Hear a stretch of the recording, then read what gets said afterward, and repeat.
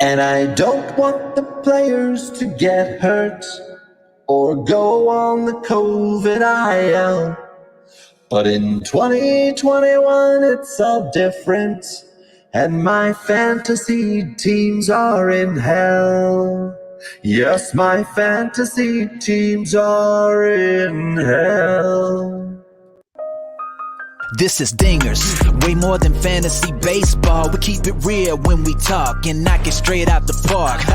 Let's see the stats. What's the average draft position? What kind of plays you making? Check the wins above replacement. Check the lineups and the points. This I gotta see. What's your path to victory? Are they aiming for a dynasty? Get points going head to head. Please don't do me no favors. We're always watching waivers. Ain't no minor league. This is major. Yeah, Dingers. Let's go.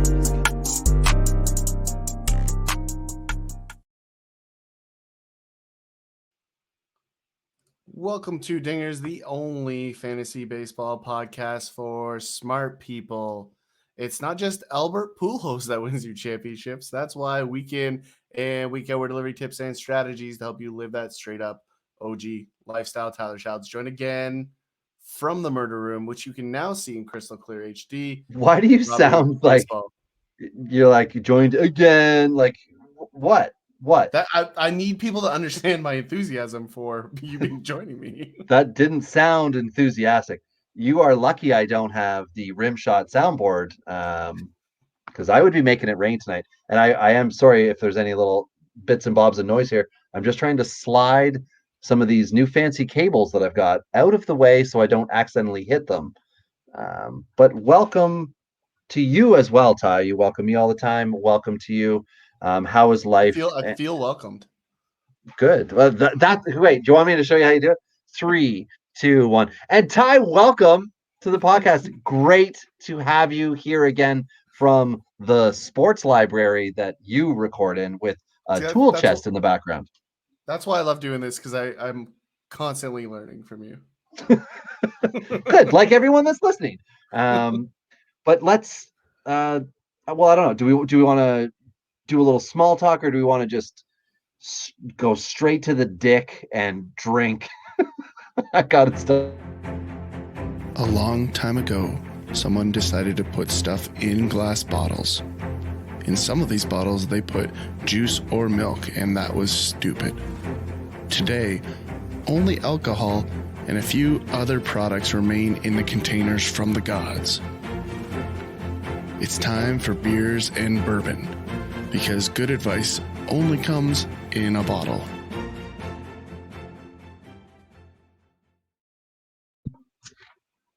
Oh, there it is. For our friends Basil Hayden's, getting some press time, waiting for that check in the mail and or free booze. Should be coming soon. But Waterloo Dark. You know what this is, Ty? You know what this is?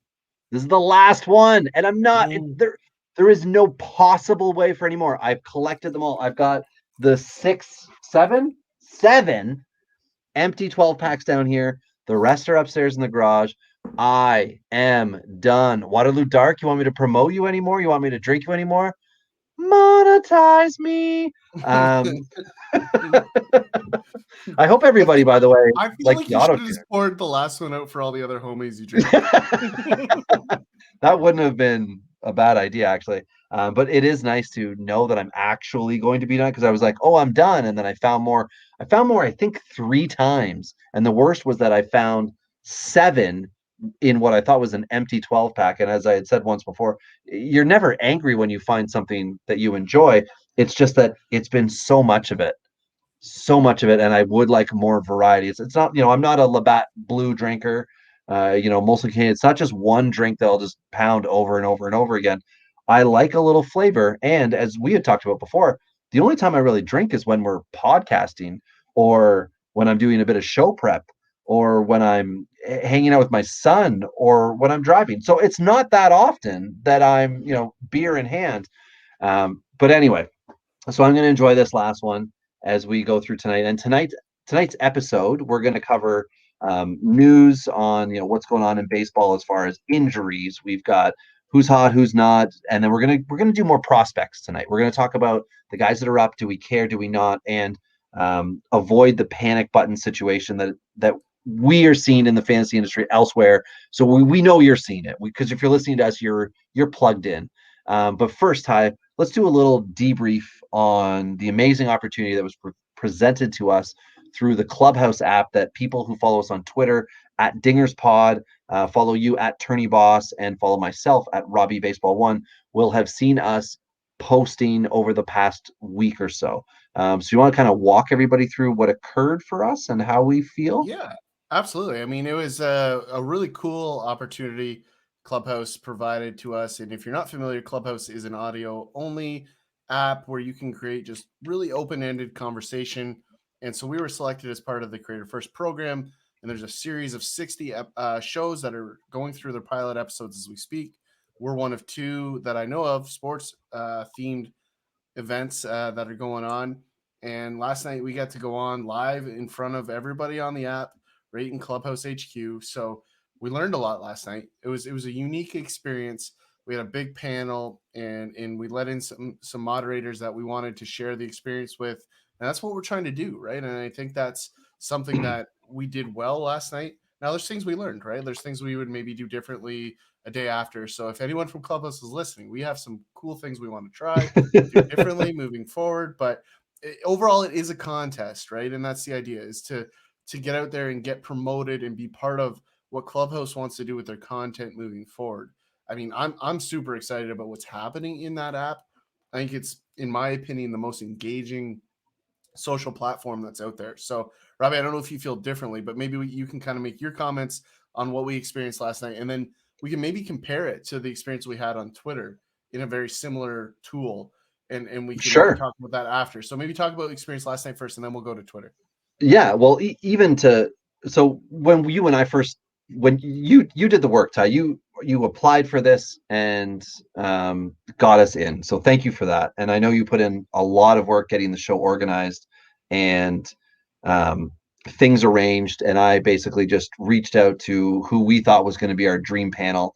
And who we thought was going to be our dream panel are the people that we enjoy having baseball conversations the most with, that we also think have clout within fantasy baseball. And that list starts with Michael Govier, Chris McBrien, who's Dear Mr. Fantasy, Chris Welsh from In This League, Ellen Adair, super Phillies fan. I guess she acts, I don't know, but what she did last night was bring it, and it was great. And roast Yankee fans, which and roast, is always welcome on any Dingers episode ever. Absolutely awesome roasting.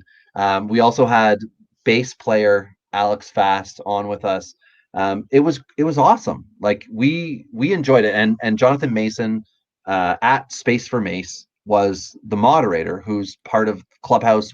That's how we got really kind of hooked into Clubhouse. I think from being part of the Toronto Blue Jays fan club, because as you know, we homer out. We're wearing the hats tonight, but no matter what, we know Blue Jays baseball inside out and backwards, and that is what brought us to it. So the conversation last night, Ty, was supposed to be centered around, how can you not be romantic about baseball? And we got to tell our story as to, what kind of drew everyone into baseball. And we wanted to be able to discuss amongst the panel certain questions, certain topics that we think are good fantasy relevant and just baseball relevant, because the audience on Clubhouse, unlike Twitter, the audience on Clubhouse is very new and very open-minded, and they need to be not coddled, that's not the right word, but they need to be introduced in the right manner. So we didn't want to go into a stat heavy podcast. We wanted to have a good conversation, and on Twitter you can read everything you want, but on Clubhouse you get to participate, which is something that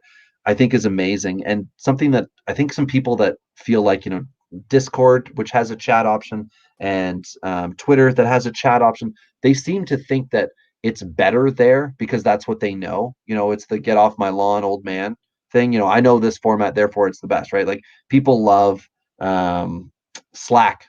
That's the best group chat for them, right? Somebody else says, no, it's group me. And then other people like just text people. And then you've got some people who even have fantasy baseball group chats on Facebook. I mean, what's up with those guys?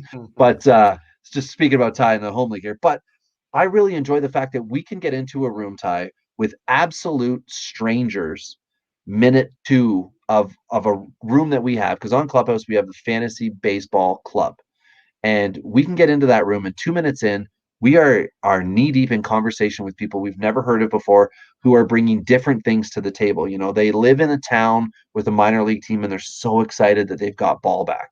You know, we're talking to physical therapists, we're talking to people who have different insights. And shout out to Brian, who we, before this episode, got on real quick with a chat about. Oh, yeah. Yeah, that was a really in-depth conversation that we got privy to. That we're going to have Brian on in a future episode to talk injuries for all you listeners out there. But anyway, continue. And well, just the whole point of Clubhouse in my mind, because I would not be a typical Clubhouse user if it was not for the being drawn in through the Blue Jays fan club through you, Ty. It would never have existed to me. You know, it's invite only at the moment, and we have been privileged to be able to invite people through the opportunity that we were given. And I thought that last night was going to be really great because we were going to talk amongst all the panel. And what ended up happening was we had more engagement from the audience, which was a really good bonus, but it took the conversation in a different direction. So it would be one of those things, if we were to re-script ourselves, it would just be to continue on the path we had originally started and keep going, to have that panel have more discussion, in addition to roasting Yankee fans and Cub fans that were in the audience and other people along the way. But at the end of the day, I love what Clubhouse can offer a fantasy baseball fan, an avid player, because if you think about what you do on Twitter, you can DM us, the podcast, myself. You can message or tweet at everyone. You know, a president, and you know, somebody with 70 million followers, somebody with 2. You can tweet at those people.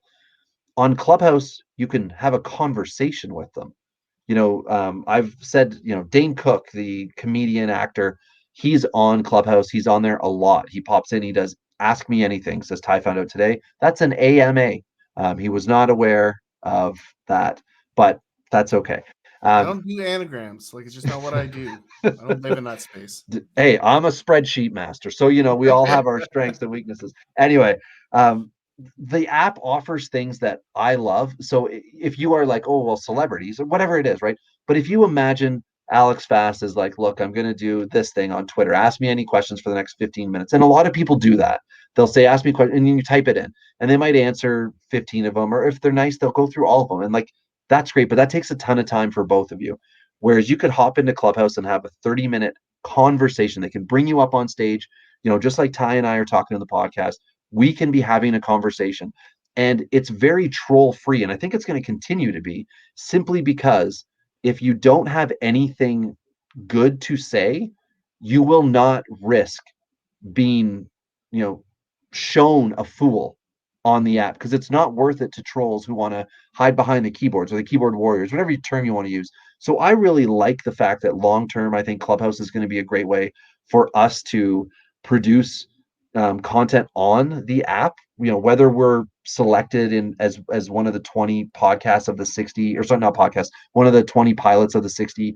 But it's going to allow us to also continue doing exactly what we're doing today. Because I did have a few people who said, so is the podcast going to end? Absolutely not. No way whatsoever. In a perfect world, it would allow us more time, because we could potentially be able to monetize ourselves on Clubhouse, bring that over to here, and roll forward. But with Clubhouse, we would also be able to have private rooms where we could have people like you who listen, who want to do an AMA with us, and you want to get into the dirty parts of your team, right? You want to tell us about 8 guys. Well, that's the best spot to do it. Get in the dirt on Clubhouse. And have direct conversations and immediate feedback, right? I think that's the big thing, right? And you mentioned the troll part. Like, I know there's some people going around making pig noises and fart sounds, and like, I'm sorry, if that's what you do with your day, is go into rooms on Clubhouse for the purpose of making fart sounds, you have some serious things you need to sort out in your life. Like that, just screw off. It's very similar to the people who you'll post something like, you know, for us, like, we try to kind of limit what we do, right? There are some verbal diarrhea Twitter accounts who will post 60 things a day, and it's like, I don't even know what to say anymore. Like, you're in the feed, and it's a lot of repetitive nonsense, like a lot of podcasts that will only tell you headlines for the top 100 players, right? They don't tell you about Major League Baseball. They tell you about Ronald Acuna every single episode 4 times, and we're going to mention him once. But that's because he's injured, not because he's rolling. And if you go back over time with us, we talk the least about the best players in baseball because there's an expectation that everybody that comes and listens to us is smart enough to understand the top dog. So we're trying to find ways to gain incrementally in other areas. And through Clubhouse, I think we're going to be able to continue to have those conversations. And the fact that the app has such a new crowd available and a hungry crowd available, you can join in early with it so that you can participate. If you are a fan of, Detroit Tigers, Michael Govier just started the Detroit Tigers fan club last night. So Govier is going to lead the charge as a Tigers fan talking about his team. It's not fantasy relevant. He's going to talk fantasy if you want to talk fantasy, because you can say, hey, man, love, hey, it's Enrico Palazzo podcast, because he's awesome. He's got a ton of energy, and he'll be so happy to have the conversation with you. But it's not a tweet. It's not something that's left out there. Like, you will talk directly to him, and you're satisfied. And you can't get his energy in a tweet either, right? And that's the other part of it too. Like you mentioned it. That's why he does videos. Yeah, and you mentioned the inflection, right? Like, and I mean that's a big deal. You don't get that on Twitter. So, speaking of Twitter, right? Like you and I tested out the Twitter, spaces or whatever the hell they call it. Yes, because we were told that Clubhouse, quote unquote, sucked, or it's going to get gobbled up, or all these negative things. As soon as we started talking about Clubhouse, people were like, well, who cares about Clubhouse? So we said, well, let's go check the rest out, right? Let's be fair. Let's be impartial. So sorry, Ty. It's just not engaging. Like you can't invite people. It's so difficult to get people into the categories and create discussion and enable different things within it. And Clubhouse is obviously targeting a very specific outcome. They want to have certain conversations that are enabled in the application. Twitter doesn't have that. It's just basically grandstanding. That was my takeaway. Like if you have a big following and you want to be a superstar and you just want to let people come in and listen to you talk, so it's a podcast. It's just they put it in the audio format that looks something like what Clubhouse is doing, but it's really not engaging in any way. It's just, like I said, it's grandstanding. That is what I see. It's built for. And I think if Clubhouse is smart, they can do a lot of things to change the course of social media moving forward, because I think it's just such a beautiful opportunity. And I hope people realize it and give it a shot, because it is for sure the most engaging one that I've seen to date. And for myself, Ty, I spent a very little time on it initially up until probably late March into April, when I started to explore the rooms a little more and explore other things, because a lot of it's business minded. But even over the last 24 hours, I have seen a Chicago White Sox fan club open up in Atlanta. I was in the conversation with the White Sox dudes. There's 8 people in the room. And someone's like, well, I'm not a White Sox fan. I just saw a baseball room, so I came in.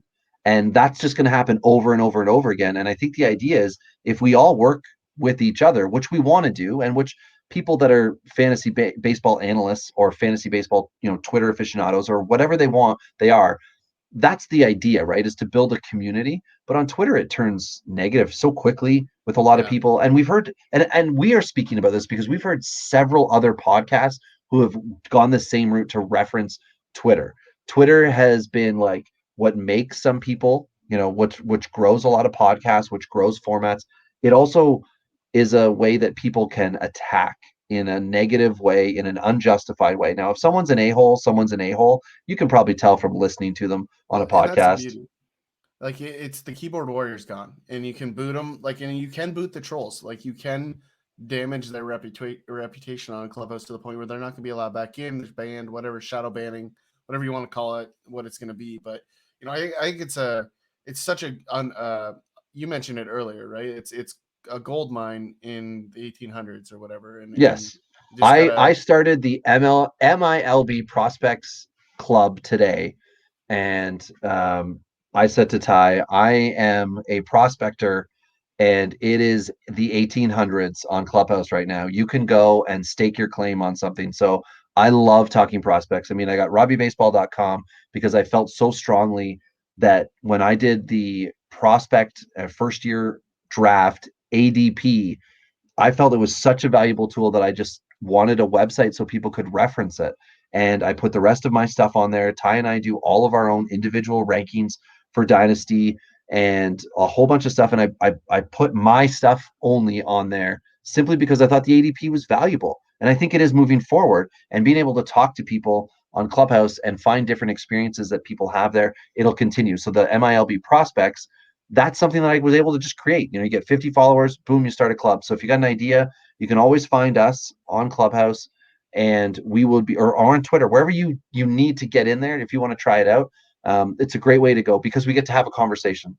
And we don't need to continue to go on. We certainly hope that we are able to be picked up for this pilot season, and we can progress the podcast. And Waterloo Dark will pay me to drink Waterloo Dark and say Waterloo Dark and at Waterloo Brewing. I think I've done enough, right? I think I've done enough. Yeah.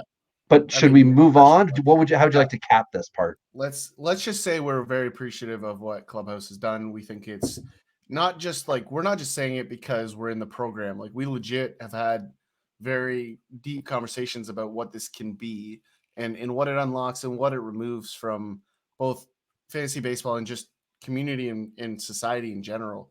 What it can attack in terms of connecting things. And one of the things that's going on this week is there's Israeli and Palestinian groups talking about how to move towards peace. It's crazy that is happening in an open dialogue, right?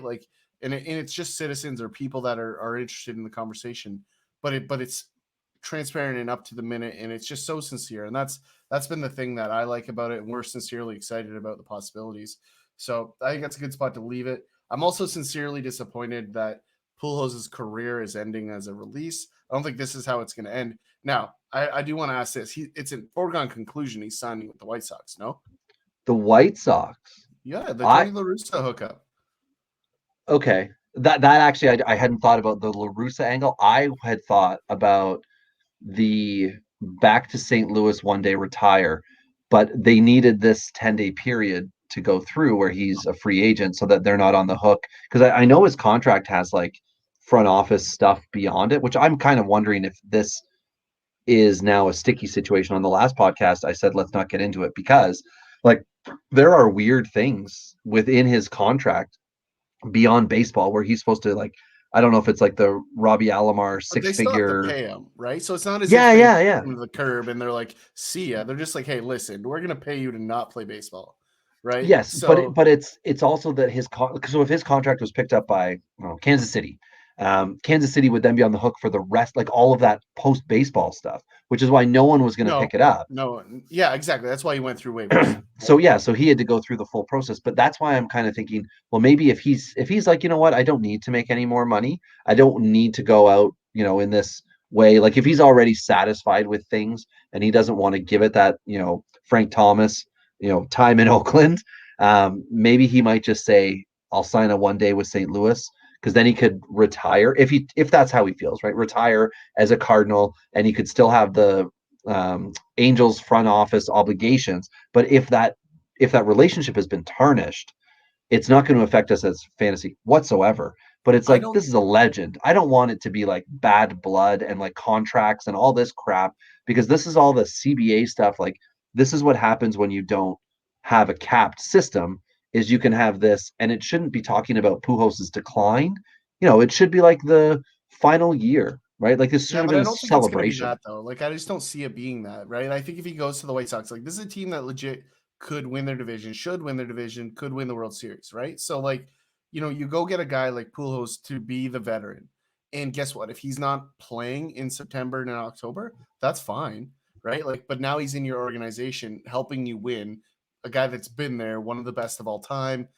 There's a lot of reasons Chicago makes sense beyond what he does in the field, right? So do you think he would take over from La Russa as manager? Because it seems like all the White Sox fans would love La Russa out. Even just if he's a behind-the-scenes hitting coach, that's a huge win. I mean, there's every team in baseball should be trying to sign him for the knowledge that he has in his brain. That's it. It's just the roster spot, right? That's the problem.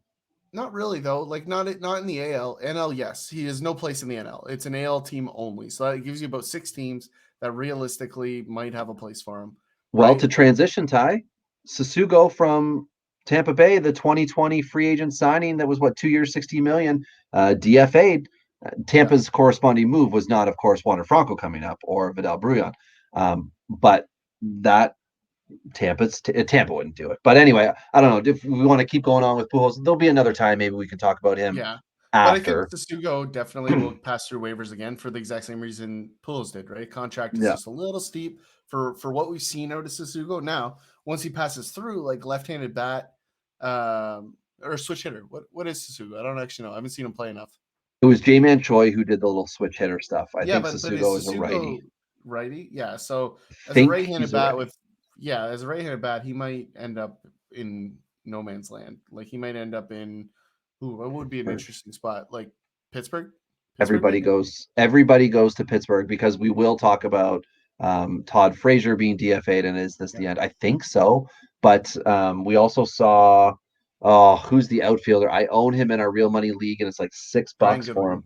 Thank you. I like that you know who he is. Brian Goodwin gets DFA'd, and who picked him up? Ty?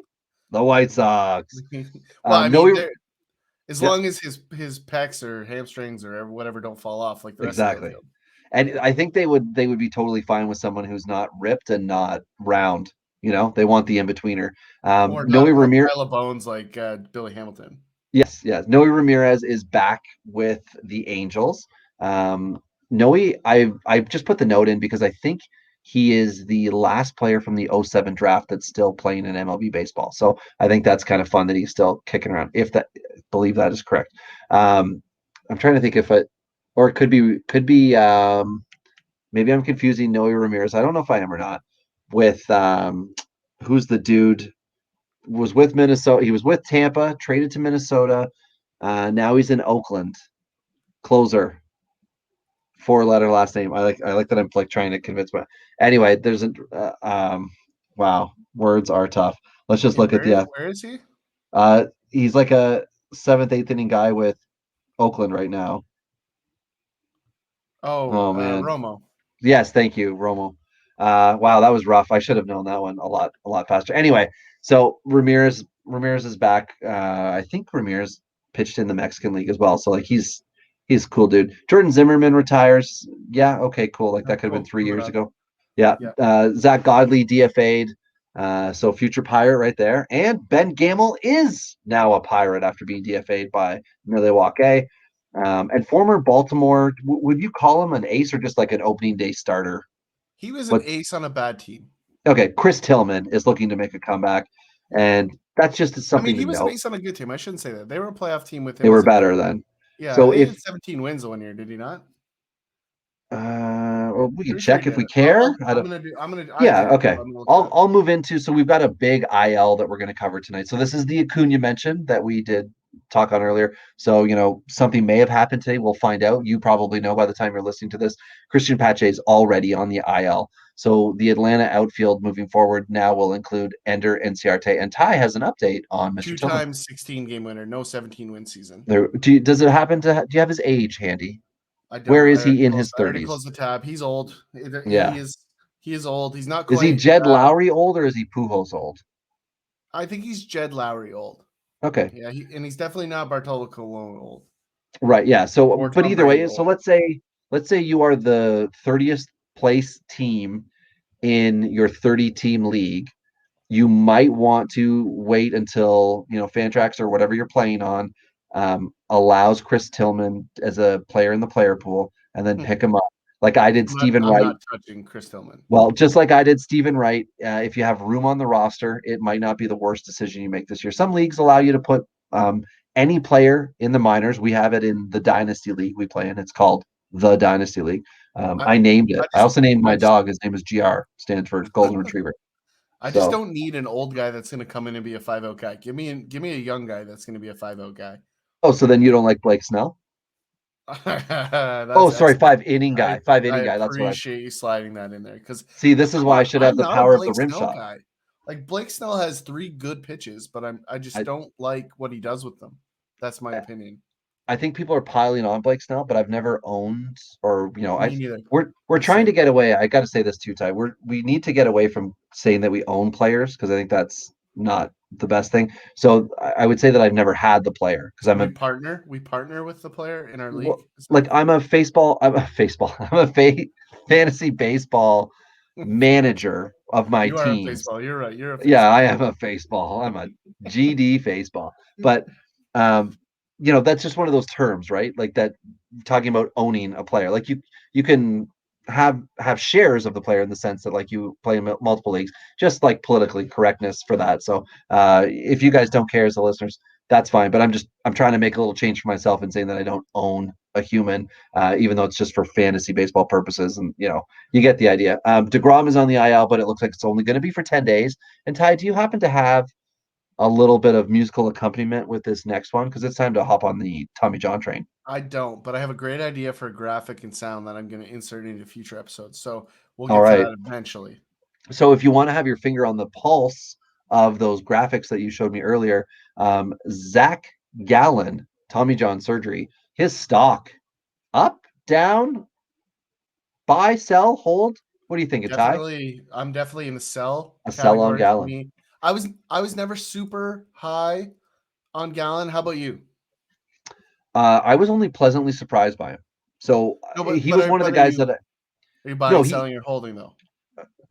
I would hold on Gallen because Hold yeah. hold the door. Hold on. And if you're not seeing, because you're listening to the podcast, check us out on YouTube, just because we switched from Zoom because we had a lot of audio issues to StreamYard. And one of the things StreamYard offers us is the ability to put it on YouTube. Absolutely. And one of the things I just want to say, like moving forward, YouTube's going to go up really quickly. So if you want the early access to episodes, YouTube will be the place. So make sure you head over there and subscribe. Audio Dingers will come out usually the day after. Dingers Pod on YouTube. So moving ahead, LJ, staying on the Tommy John train. But he's moving to TJ. LJ to TJ. Oh, right? okay. See what I was okay. Going for there? Hey, I did an okay. Yeah. All now, OMG. Dustin May. What do you do with Dustin May, guy that's already ahead of the clock? He's on Tommy John, young guy. Wade, if you remember, he's the guy with the super tight pants, and the Huge red hair that throws really, really excellent pitches. What do you do with him? I mean, for me, this is a huge buy. It's a buy all day, every day for me. Get in there, go get him. Kid's too young. Stuff's too good. Just go find it. Yeah, I agree with you on the buy. And the reasoning for me is it's going to be a speculative in my leagues where I know I need pitching. So I'm in 2 keep forever dynasties. So no contracts, nothing. Just, you got the guys and you got them. And both of my leagues, I have pretty decent hitting lineups. I don't have a lot of depth as far as MLB level, but I love my hitting prospects. And this is one of those ones where you got to go and find those guys that love the prospects. And if they own Dustin May, they probably do, right? Because he's a on the cusp, up and in guy. So you might be able to take I don't know who. I won't give the examples right now because I can't think of the easiest ones from the hitting side, but I would look to think of some type of top 40 type hitting prospect and look and see what's going on with them at their levels, because I've said before, I don't think anybody should be making big prospect trades this month, but if you are trading away your prospects to get a Dustin May, I think that's a much safer bet than if you are, say, trading away Tristan Casas or trading for Tristan Casas or trading for Nate Pearson. You're not trading for prospects because they're going to be more volatile. But if you're trading away a prospect to get something that you know of, it's more of a proven commodity, right? 80% of your trades, 80% of your trade winners long term are probably, I like that I just said 80% and then it's probably, I just ruined it, but it's more than likely the guy that gets the MLB player, the proven talent, because it's already there. So many things can happen. So Dustin May, we know can pitch. We know can pitch at the MLB level. So let me ask you this. This is the trade you get offered. You're a Dustin May owner. Okay. Somebody offers you Vidal Brujan. Who are you taking? Are you holding? Are you making that trade? I'm Dustin May on that one. Yeah, I'm not making that trade. Well, and I think there's still so much uncertainty around Vidal Brujan. Like I know everyone's super jacked up about him. I'm not gonna lie, I'm kind of getting jacked up about him because of what he's doing so far in AAA. But I'm still, Dustin May is a generational pitching talent. Whether he can locate it or not, that's still what we have to see from him. But the stuff and I've said this before, stuff might be the best in Major League Baseball right now. And when people talk about winning leagues and you're like, oh, like how did you win your league? There's all those strategies, right? Like you can do the RP strategy, you can do the draft the bats, sign the pitchers or trade for the pitchers or whatever. It's always like anti-pitcher, right? They want to have the least involvement in it, or investment, sorry, in pitching. But when they want to win, they want all of it. So if you can go right now and get Dustin May, it's a total buy low scenario for you if you can afford the roster spot. Now, some people are going to say, I don't care, I can throw him on my IL.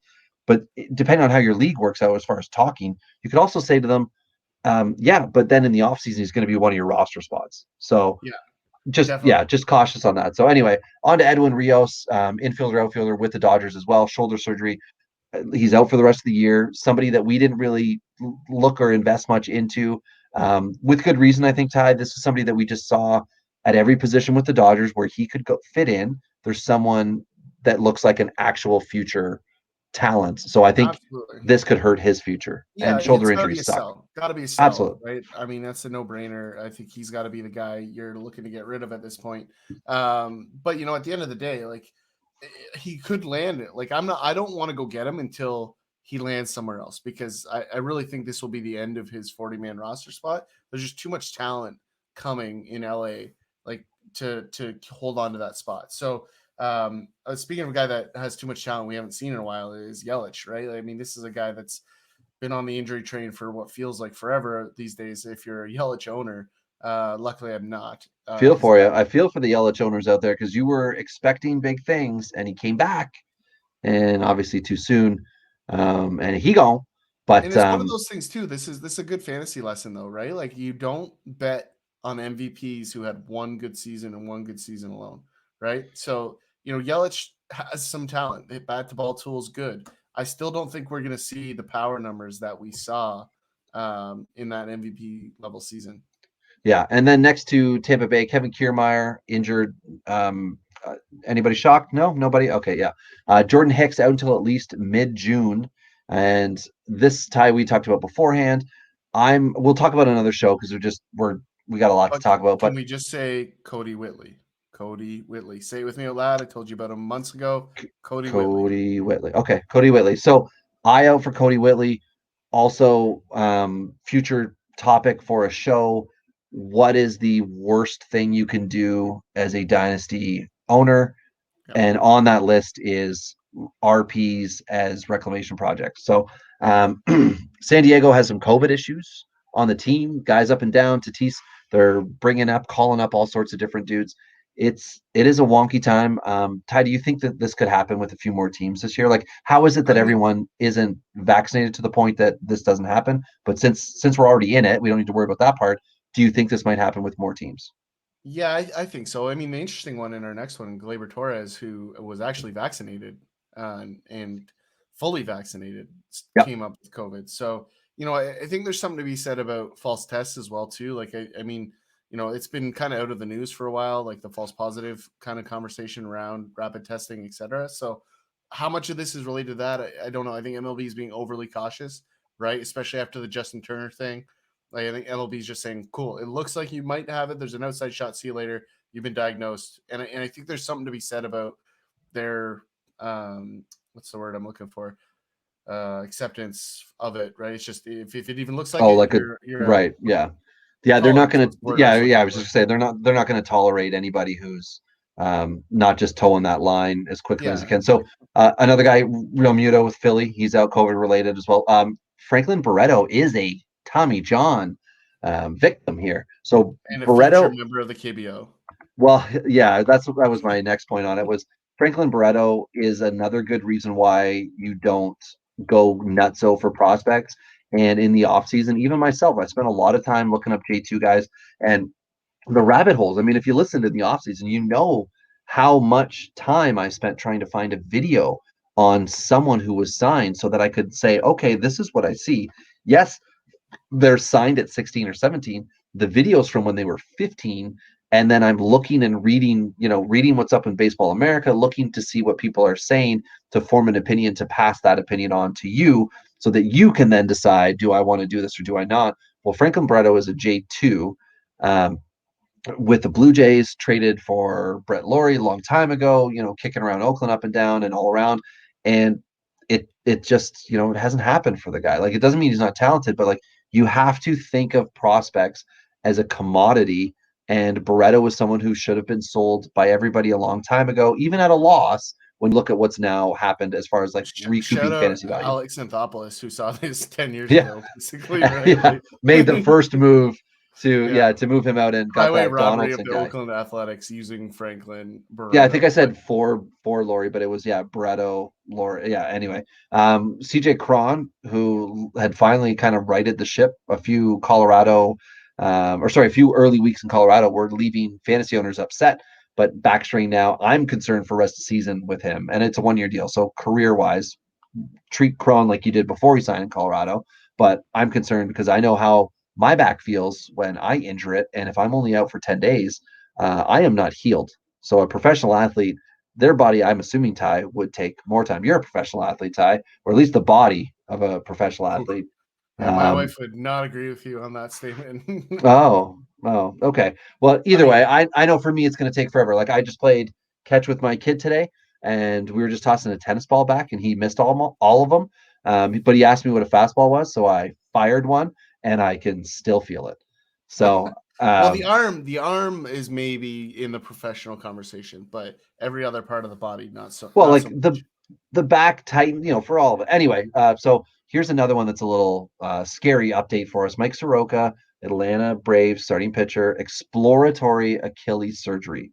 Yep. Something's not going right, Not good. and he's And young. I forget the stat, real quick stat Yeah, on yeah. Achilles injuries. Like it's some crazy number, like 70%, or I forget. This is years ago. I read in a textbook that like 70% of people who have an Achilles injury often have an Achilles injury to the other one because of like the imbalance in your body. So just like an interesting fact to know about Achilles injuries. I will say this: my female dog Nora. Last year we did not a hip replacement, but we did the equivalent of like an ACL for her for a dog. And when you do it for a dog, you don't. What they do is they like move something around and then basically eliminate it. So it's kind of like a pitcher that would like what's his nuts the Blue Jay, the former Blue Jay knuckleballer. Dickey, thank you. You think a guy who's trying to say straight to the dick several times in a podcast could remember Dickey, but anyway, he lost, or didn't have something in there. Well, that's what they do with dogs. But when you do it with a dog, the potential is also in that rehab period that they'll injure the other side because they're putting more stress on it, just like a human will. Well, dogs don't use crutches. Humans have the ability to do crutches. So it's suspect as to has he not been rehabbing properly or pushing it or whatever. So anyway, this is just like a wait and see on him. But if I own him, I'm holding him in Dynasty. I am 100% not going to go and sell Mike Soroka at this point in time because the value's not there. And if somebody's approaching me, it would have to be like an active starting pitcher that I believe in beyond this year. Like I'm basically just getting back the value I would want from Soroka. And they're like, well, I think the long-term might be there, but I would want 1+ year of usefulness. Last guy on this here is 2021 MLB draft prospect, right-handed pitcher, Gunnar Hoglund from Old Miss. He's 21 years old, Ty, getting Tommy John. He is, you'll like this, Ty, 6'4", 220, had almost a 40% K rate in 20 innings in 2020, just over 20 innings in 2020, and a 1.16 ERA. So he was projected in. Pardon me? So he's a closer then. Well, it was 2020, so he didn't get to pitch. So Mason McRae would be the guy to talk to on this, but I don't know where he was on Mason's board, but different things that I had read had him going between 8 with the Rockies and 9, I believe was the Rangers were the two that I had seen. So we know that Tommy John surgery has come a long way. We were talking with Brian on Clubhouse before about the same thing, and he felt the same way. I think he's still going to be going in the first round. I don't think he's going to be incentivized to go back to Old Miss to pitch 1 year from today at the earliest. I think he's going to take an MLB contract, probably below slot. Hopefully not with an AL East team because he looks like a K machine. So that's just another injury for us to all. Yeah, I think he's going to be below slot if he's in the top 10. I think he might have to go above slot if he's later because he might say, listen, like I'm deserving of top 10 money. And if you're not going to give it to me, I'm going to go back, right? Just to make sure he has. Well, I don't think he's going to get the pitch though. Why not? Because if he goes back, Tommy John right now, like he's not going to be back. He'd have to be a senior. So he'd have to get a regular season as a senior in 2023. That's why I think this is like a unique situation for him. where he'll Yeah. When probably did it still happen? sign. I'm not familiar with the injury It's timeline. it's fresh. It's fresh. Like today, yesterday, this week, Like kind of thing. yeah, like new news. Yeah, like May. Yeah, so So he's a year and a half. Yeah, you're probably right because that gets him close to. Well, shouldn't say that. Like I get because he's not going to pitch this upcoming fall, right? right. So I At guess the earliest, it would be next May. So college season's already rolling. Like, so that's why I feel like he's just going to take an MLB deal. We'll have to see, but we just wanted to mention it because But we got our finger on the pulse. We're watching the but if guys he's who are back not in a yet pros. year and he's just showing hints of it, like he could still go early in the draft. So it'll be interesting. This is a really interesting conversation. I'd love to get Mason's take on this. Yeah, so that's definitely something for a future pod. But again, like I just said, we are on the we've got it. We've got it. We're looking at the guys who aren't even drafted by MLB teams yet. We're also talking about Pujols. We got everybody. Ty, who's hot? Luke Voigt. Why? Because he's healthy. Yep. For how Yeah, long, we don't know, but he's back Well, and we love it. It's funny. I was in a group on Clubhouse when we were talking about the Yankees and everyone was crapping on them. And I was like, listen, like Yankees have an extremely soft schedule coming up. They're going to get back to 500 really quickly. When they're very close to it now, if they haven't already eclipsed it. I haven't actually checked their record in a day or two, but I know they were 17 and 19, I think, last time I saw it. So they got to be really close today. But definitely. I mean, Luke Vogt can hit. Like, there's no question about it. Like, the guy's a lumber stick just up there. Okay, Ty, I want to make you feel good. Okay, the best player the last 2 weeks in fantasy baseball, 5x5, is Jordan Alvarez. Yeah, it is. I want you to feel good for a moment. So in 50 at bats, so last 2 weeks, he's got a 400 average, 5 dingers, 14 runs, but only 8 RBIs. Yeah, but that's because Bregman's ahead of him, knocking in all the runs. Like Bregman's also been hot in that window. So Bregman doesn't have the power numbers that Jordan has, but he has like 4 solo bombs. Right? So that's the thing, is that Bregman has been ruining it for everyone. And this is 5x5, of course. So runs, home runs, RBIs, stolen bases, and average. So if you're OBP, if you're using OPS, if you're doing strikeouts, if you're doing walks, things change slightly. We're just doing 5x5 because it makes it kind of simple. And the best part about Jordan is that he can lift a fly ball to left field and it goes into the Crawford box because he's just such a big human, right? Like he just flips it out to left field in Houston and it's a free home run.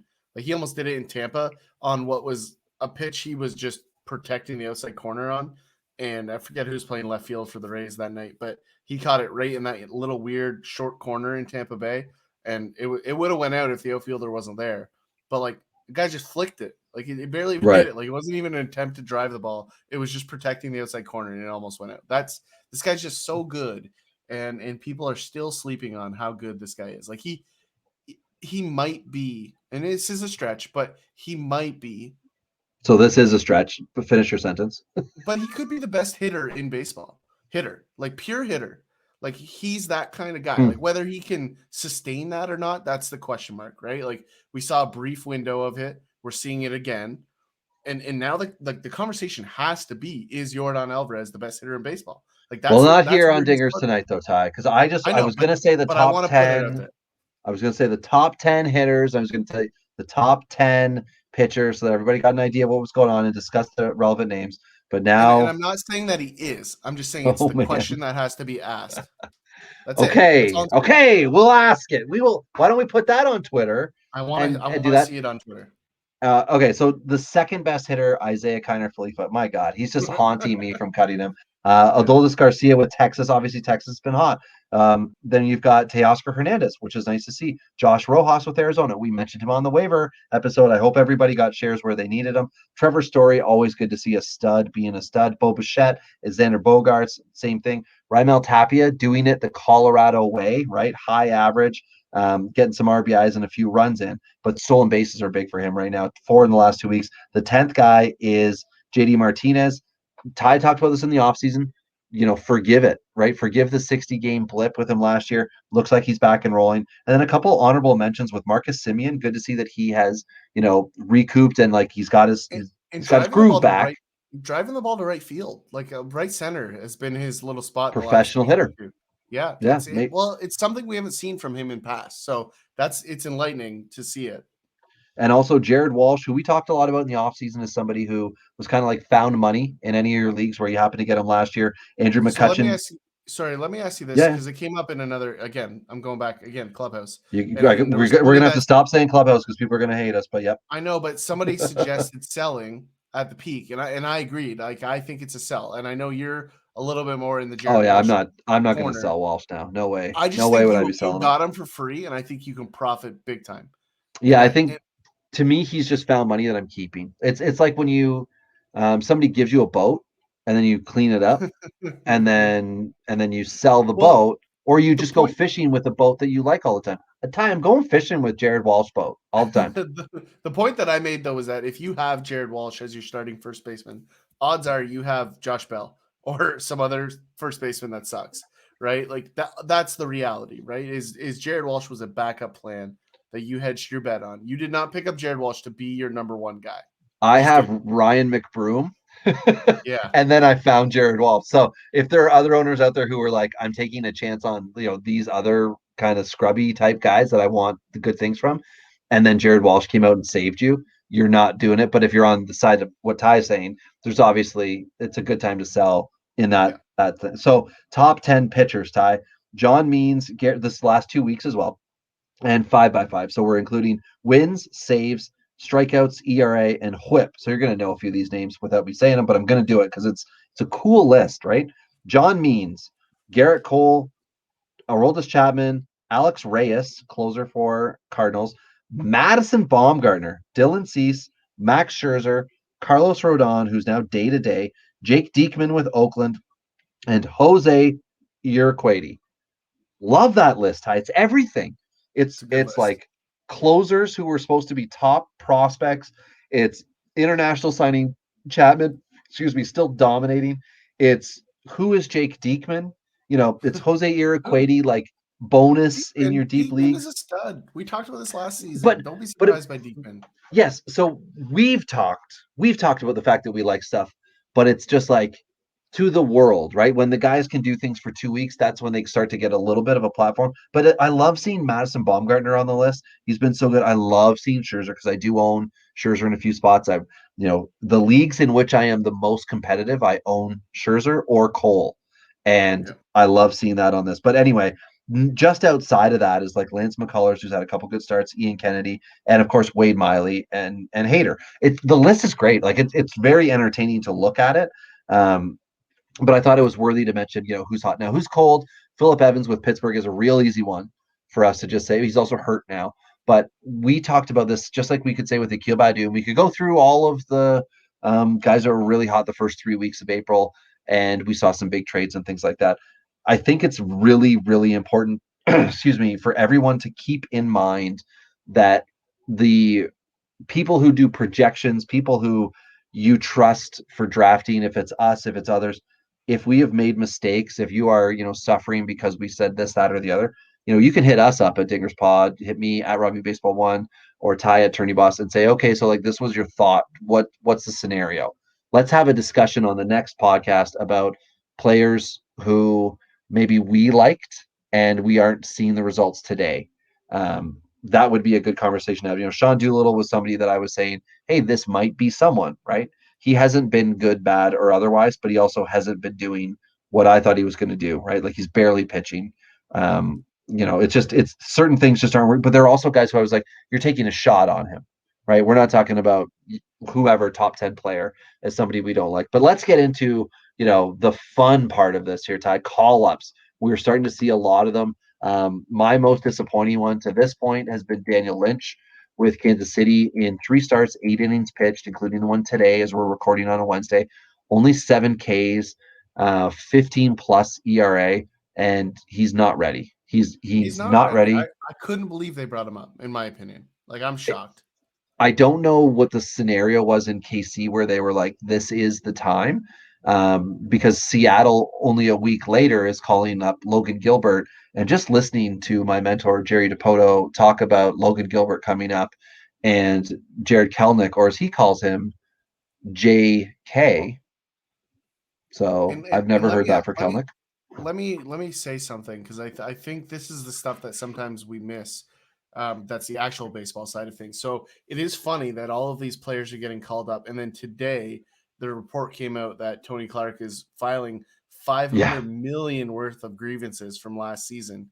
So it'll be really interesting to see if this is the owners playing that game and saying, listen, like, we see the problem, we're making adjustments, it was this, right? And it's that justification in a arbitration type scenario where they're like, we made an effort, before the deadline kind of thing. And the So Super Twos now passed, right, Ty? That's the other thing that used to be like, that was the Chris Bryant thing.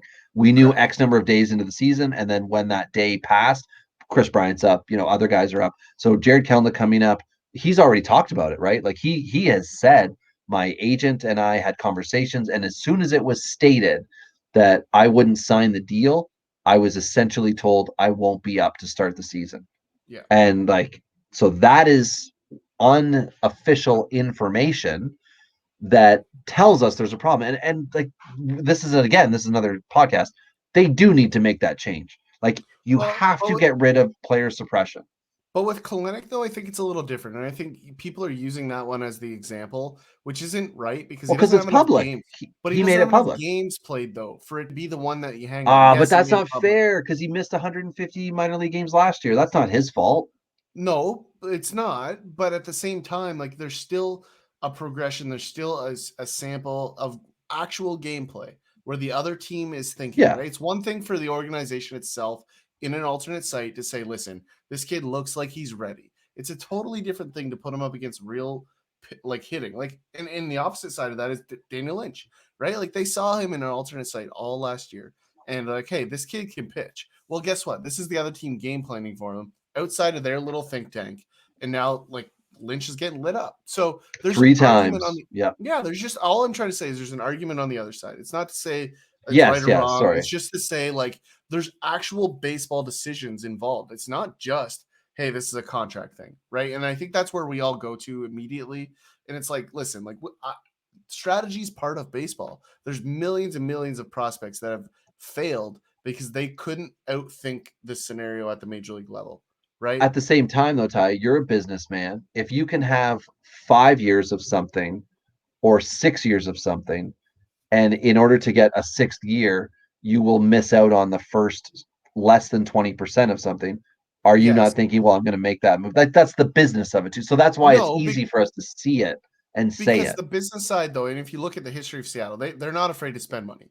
Like, they're not an organization that are like tight with the pocketbooks. They spend money. They always have. And so I think that's part of it. But the other part of it too is that, like, if the guy's not ready, then why would you pay him? Because if the guy is ready, then he's going to sell more tickets, right? And you're going to win more games. And then if he's that good, you're going to re-sign him, right? That's the reality of homegrown talent. But if he's not ready, and he has to know that too, because if he's not ready, then he's going to be a problem for your major league team. That's a different animal altogether. Okay, well, let's talk about this part of both of these guys. So Kelenic's up, he's 21, high school guy, drafted in 18. The list of successful high school or J2 outfielders up at his age the last 5 years is Acuna, Soto, off the top of my head. I don't know that he's in that company because that is elite company. So I'm not saying he's a bust. That's not at all what I'm talking about here. But do you think he could take off like Soto? Do you think he will? Not could he? Of course he could. Do you think he will take off like a Soto did in 18, or do you think this is going to be a slow burn learning curve scenario because he doesn't have lineup protection?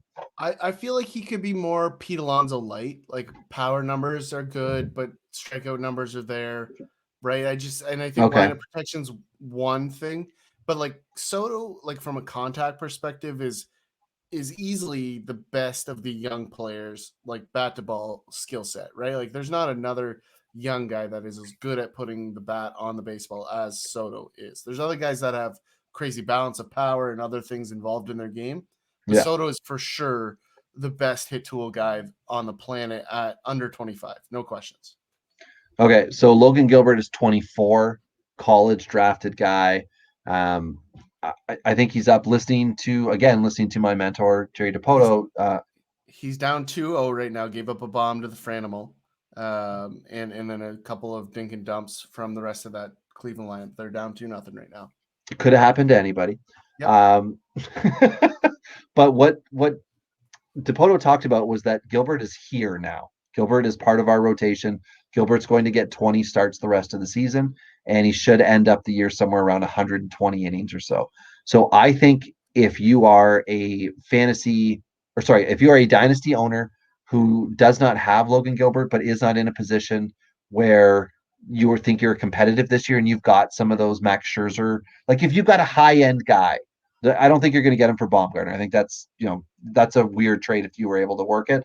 But I would look to give up somebody who would have 2 or fewer years of potential dominance left for a Logan Gilbert type where they're going to be given the door because his raw tools are there to be successful. His ballpark is there, and his defense behind him is good enough. Yes, everybody can always be better, but it's good enough. You've got a Gold Glove first baseman. You've got a pretty solid third baseman in Seager, and shortstop Crawford is good. You can make it work with a Logan Gilbert, a slow, steady improvement. I would buy him, and I would pay the pony on him personally. Would you trade Carlos Rodon this season? I would trade for Carlos Rodon anytime. I Oh man, absolutely would, Ty. I have Carlos no Rodon faith, is filthy right now. but I just have no faith in him, and he's listed as day to day. I don't know what happened, but he's listed day to day. Because So his anyway, back hurts from carrying the White from Sox. Carry the White, that's good. You need the rim shot, but so just a few others to note. These are more for us to all watch, but just so you guys know, if you are in a lot of leagues, maybe you're not paying as much attention as you should. But more recently, Trevor Larnick has been called up with Minnesota because of injuries. JB Bukauskas with Arizona has done fine so far. William Contreras with Atlanta is up again, the catcher. Jason Vossler, who we did have a listener who I appreciate, and I apologize for not recalling the name, who said when we did the San Francisco breakdown, hey man, you forgot Vossler. He's got potential. And I looked into it and I thought he's kind of an empty average guy to me, but he's up with San Fran right now. Have your eyes on him. In 230-team leagues, he was unowned. I picked him up in one because I had a roster spot. And after I did the work, I thought, hey, maybe average is going to work. It's an 8x8 daily league. I thought, hey, maybe his average is going to work. And if San Fran's rolling, he could, it could work out, right? So he's on my on my roster in one league. Zach Lothar with Baltimore. It's Baltimore, like temper expectations, right? Eric Haas with Detroit. Ty, I put this on specifically because you said there was a dude in your office who was pumped when Haas came to Detroit over a year ago. So he's there. He's there. The savior has I come. don't even remember who that was, but whoever it was, shame. It was just There's someone in nothing your to be excited you made a about. mention to me because you thought it was funny. Cody Pottet, I hope I'm saying that right, a right-handed pitcher with I hope you're Miami. not, and we should continue to call him whatever you just said. What if I called him Poteet? I think that's better. Okay, Poteet with I hope P-O. he's like 5'7". I hope he's not for his sake. But either way, he's an MLB pitcher now. He's up with Miami. Also, like, nowhere. He was on waivers in a 30-team points league. And if you know anything about large points leagues, all the pitchers are gone all the time. Lee is up with the Mets in the outfield. And James Kaprielian, who I have on this list, Ty, simply because he got a little cup of tea last year. I was very happy to see that he was healthy and up. I thought RP, possible 7th, 8th inning guy all over. Oakland's looking to make him a starter, and I'm happy to see that. So his value's way down simply because he's kicked around for so long. He was one of those guys that would have been like a top 150 prospect before a lot of injury trouble, and then he just like fell way further down big lists and things like that. So he's somebody who has talent, has a lot of injury history, and could possibly be somebody to discuss in trade. These are all guys on the up, right? Guys who are there, guys who have opportunity. Ty, do you want to lead the charge on the depression part of this, the demotions? Yeah, I mean, I mean, I talked about this a couple years ago with Keston Hira. There's a hitch in the swing. Power's there, right? Like there is power in Keston Hira, but there is a Anthony Elford style hitch here, which Yikes. also Anthony Elford has been DFA'd. Yeah. But definitely, Hira, I've been concerned. I remain concerned, and I'm staying away from Hira. I'd rather be wrong on the bounce back here than take the risk of spending the prospect capital needed to get him. Nate Pearson's kind of in the similar spot right now on the pitching side. And I've said this, I need the changeup. I need to see it because without the changeup, he's not a major league starter, right? I need to see that improvement. I need to see some location tightened up. There's way too many good pitchers in the Toronto organization for them to be taking a risk on Pearson, who doesn't appear to be able to hit the broadside of a barn. So that's an issue. Franklin Perez cannot hit a broadside of a barn. We talked about him earlier, not because he can't throw it to the spot, but because his shoulder's broken and he can't throw anything. So that's an unfortunate break for Franklin Perez, who did have some upside coming through the minors. It's sad to see. It does happen. It is a baseball game that causes injury. Robbie. Hot off the presses, Ty. I've got another one. It's not a demotion, it's an injury, but it's to a highly touted prospect that we talked about on one of the last 2 episodes. It was a question somebody had asked us that we went through, and it's about D-backs prospect Corbin Carroll. He is out rest of season, shoulder surgery. So we talked about bodies and how they work and, things like that. This one hurts for all the Corbin Carroll owners out there. We talked about the fact there could be power issues. Well, I will just immediately go back, because that's what my brain does here, Ty. I hear shoulder issue. I think, remember the time Trevor Story's power was zapped for a year while he was trying to get himself right from shoulder surgery. And if it lines up properly, which it should for Corbin Carroll, he'll get to come back as his normal self next year. But this one hurts all the owners out there who have him, who thought this is going to be something good, power outfield, blah, blah, blah, blah, blah. I've been pumping the brakes on him for a while. This is not the time to sell now. Now you're stuck with Corbin Carroll. This is You're in the Akil Badu you're in the hole door. Yeah. I just love that. I was trying to figure out so The much thumbs what to up. do with that image. Yeah, he's happy, Yeah. right? Like I've never seen Holdor. If you don't know what we're talking about, just go on YouTube. Whatever this episode's called in your podcast feed, it'll be Hold the something door. similar. It's just gonna be called Hold the okay. Door. For Hold sure. the door. So you'll have to do dingers, hold the door, and we Yeah. should pop up. And then yes, like and subscribe. And for those of you listening on the podcast instead of the YouTube channel, you're missing out on the Hold graphic that has Hodor from Game of Thrones, just in case you're looking for that. yeah, just look at minute 10 or whatever, an hour and 7 minutes into this. Yeah, and then you'll find it. So, but anyway, that was the last bit that I had, Ty, as far as extra news to come. And we covered a lot tonight. We went through a lot. We didn't dive in deep to a subject, which I kind of like that we didn't do that good. tonight. It was refreshing to do a brain dump. We haven't done that in a while, so it was nice to just get it out there. And we get a lot of questions on Twitter. Don't hesitate to ask them. We love when we ask. Please tag @DingersPod in your question. Both Ty and I will get it, and we can do good things like reply.